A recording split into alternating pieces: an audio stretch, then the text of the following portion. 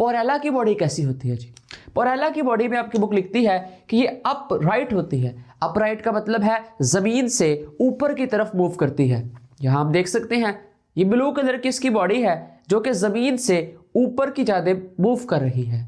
फिर अपराइट के अलावा ये फॉल्सली लीफी होती है। इसके पास फॉल्स लीव्स मौजूद होते हैं, ऐसे लीफ जो कि ट्रू लीफ नहीं होते, जिनके पास जाइलम और फ्लोएम नहीं होता। तो ऐसे लीफ आपको यहां पर साइड पे और ऊपर ग्रीन कलर से शो हो रहे हैं।